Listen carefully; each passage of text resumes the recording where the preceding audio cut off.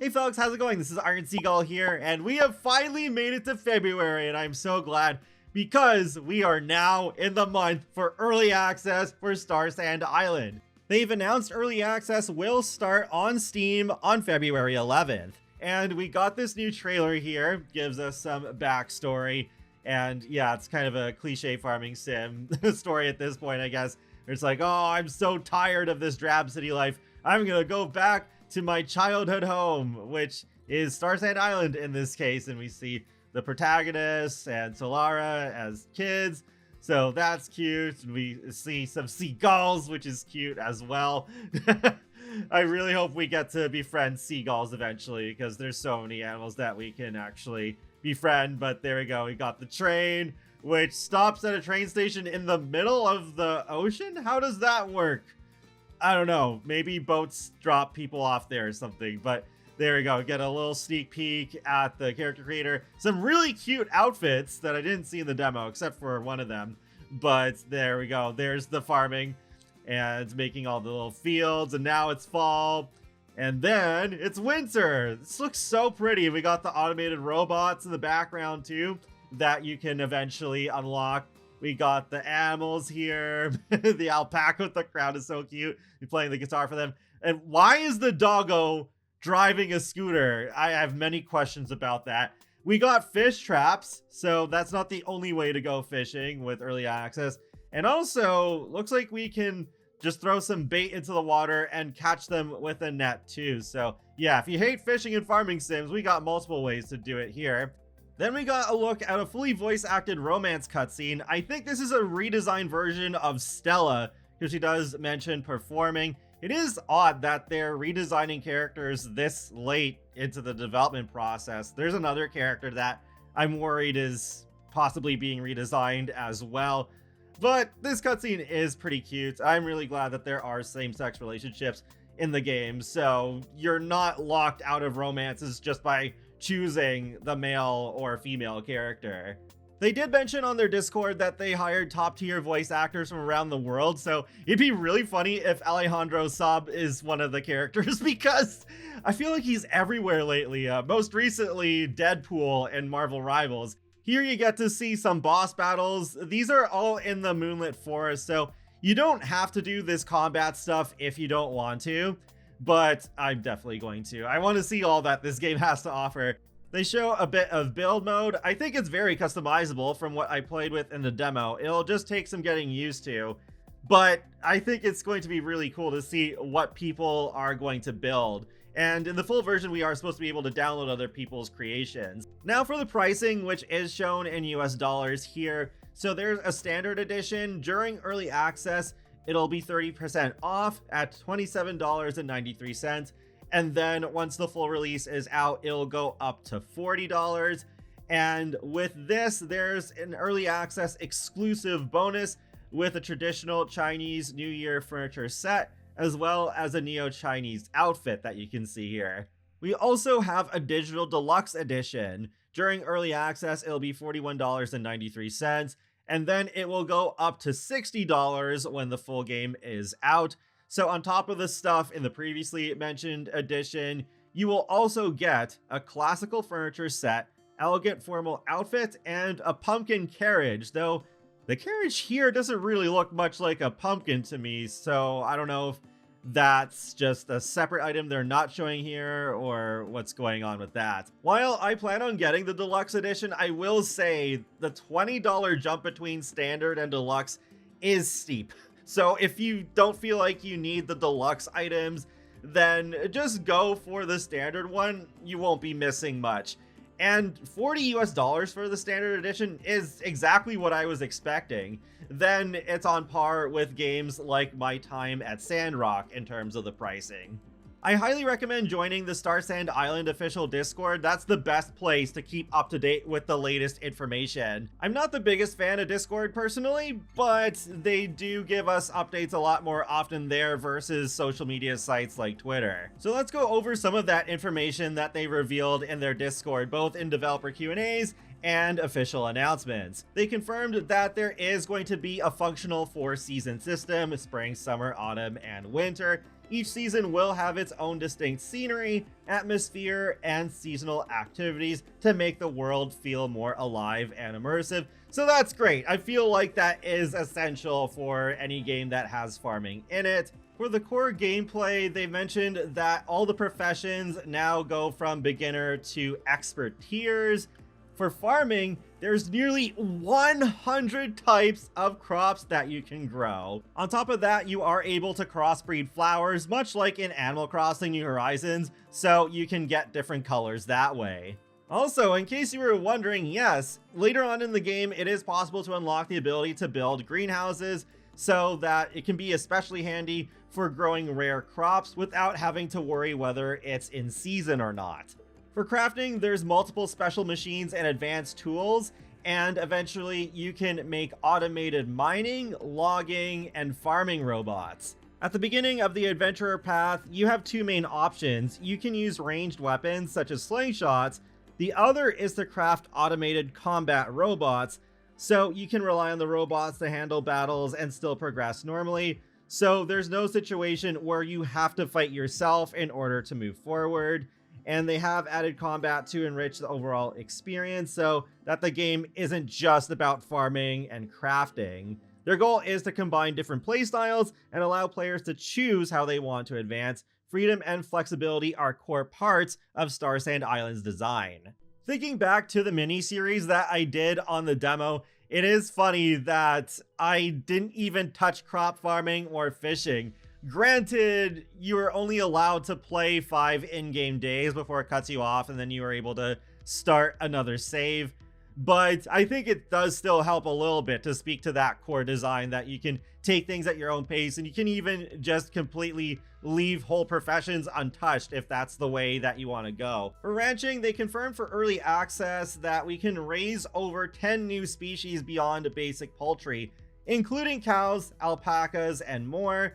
And then there's more than 40 subspecies and color variants, plus 10 plus professional tools and facilities to enrich the ranching experience. I remember ducks being listed in the demo, so I'd love to run a duck farm when I have early access. Though, I mean, I want to have a lot of different animals because, like, the animals are just so cute in this game. Like, look at this screenshot here they've posted with the horse. The horse looks great, and the little chicks sitting on the ground are really cute, and the bunnies in the rabbit hutch, and the pigs in the pig pen, and the crops growing in the background. Like, this game it's just so pretty. For fishing, in addition to the new fish trap system and the netting, they've confirmed that there's over 100 aquatic creatures that we can catch. In comparison, Animal Crossing New Horizons has 80, and there are going to be some rare fish that we can catch from various habitats, such as Arapaima, long barbell dragonfish, and the king glowfish. For exploration, they've added bows along with multiple arrow types, each have distinct effects. For NPCs, the roster of interactable NPCs has grown to 15, with 4 new companions that you can forge close relationships with, and each NPC has unique personality traits and a profession that reflects their character. They posted this lineup, which only includes 12 out of the 15 for some reason, but we have Solara, Graminova, Zareen, Francis.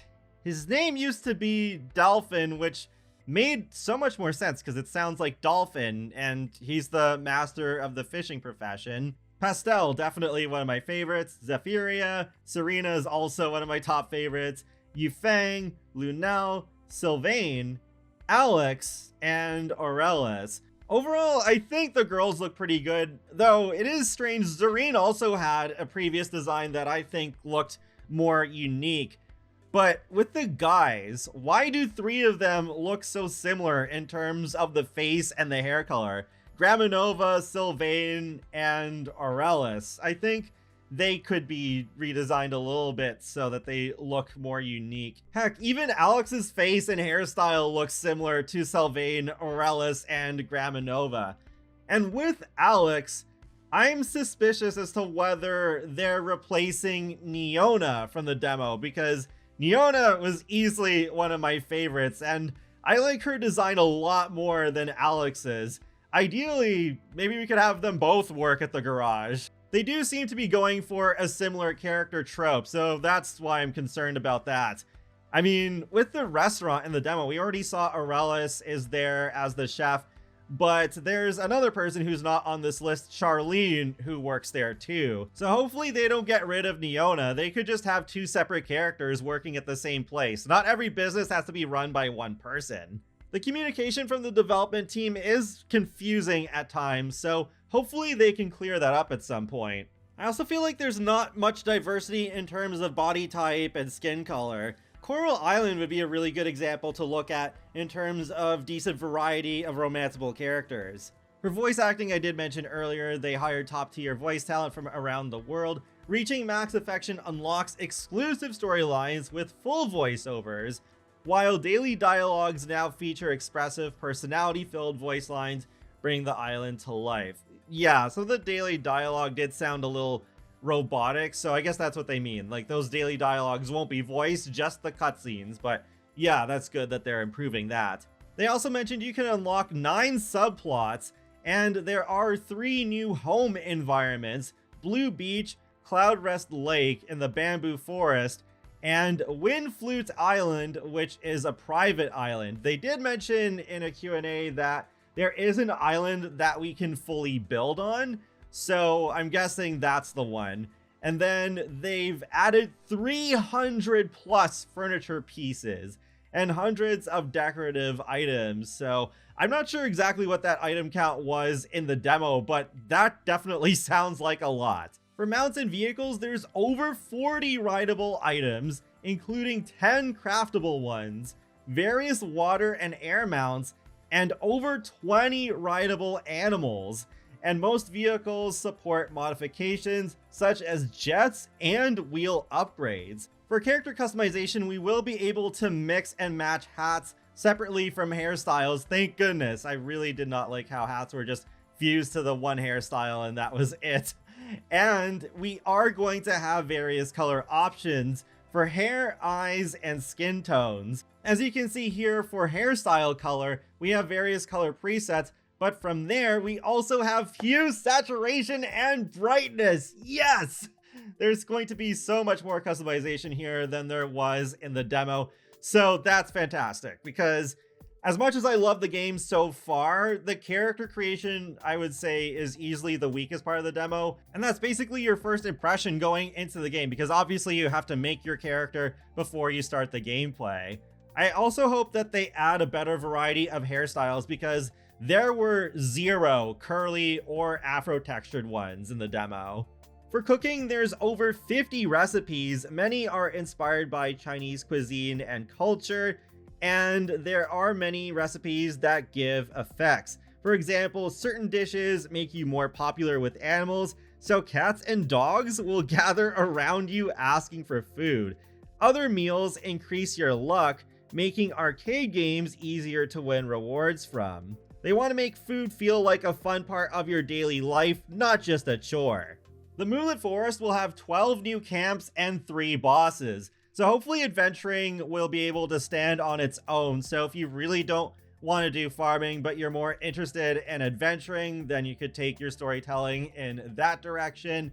There's also going to be the ability to pick up your instrument and follow in-game sheet music to play beautiful tunes.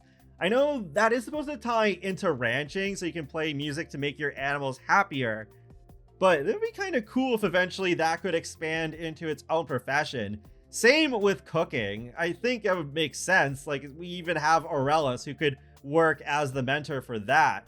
And then for festivals, there are 2 new seasonal events: the Joyful Chinese New Year and the Lively Summer Beach Festival. The full release, which is coming summer 2026, that will bring us multiplayer, dating, and more ways to enjoy island life. I was not expecting dating to be held off until the full version. Hopefully, if I play a lot of early access, that I won't miss out on potential things, because it was confirmed previously that early access saves will carry over to the full version. As far as multiplayer goes, what they have planned is that we'll be able to visit each other's islands, ride bikes together, play card games, and enjoy many everyday social interactions. And it is technically possible to trade items by just placing items on the ground for others to pick up. They're also considering adding time-based racing challenges and multiplayer activities built around vehicles. While it won't be a thing for early access, they do have plans to make a Mac OS native version, and they will start with the M1 series and newer Macs, which will be their priority. As far as consoles go, they won't be part of the early access either, but they will release simultaneously with Steam for the full release. They also did previously confirm Nintendo Switch 1, but I believe that is supposed to come sometime later than those other consoles. One thing I'm intrigued by is that they say they want to add more regions to the game inspired by various cultures around the world, though it's not part of early access. They say that's going to be future DLC. One other thing they might explore in a future DLC is diving, because in an early prototype they had a full diving system and they even experimented with underwater farming, but it was too complex for them to get to the standard that they wanted to, so it is something that they may return to. A couple other random things they mentioned about the game in general, not related to DLC, is that they have, for early access, optimized the camera more because some people did report feeling dizzy while they were playing, and there will be more weather types besides rain. They have mentioned that there's going to be special twilight skies and star-filled sky effects. That's pretty much it. Like I said in the 8 cozy games that I'm looking forward to playing in 2026 video, I'm getting ready for Starsand Island to take over my life. Like, there's just so much to do. It looks amazing, and I really do hope that this game will have a lot of success. I'm already getting the feeling that my personal game of the year 2026 is gonna come down to Witchbrook and Starsand Island. They both look like amazing games. Definitely looking forward to doing a Let's Play on Starsand Island. Feel free to let me know your thoughts on Starsand Island so far in the comment section below. And be sure to subscribe if you'd like to keep up with my latest gaming content. I'll talk to y'all later, and have a great day. Thanks for watching.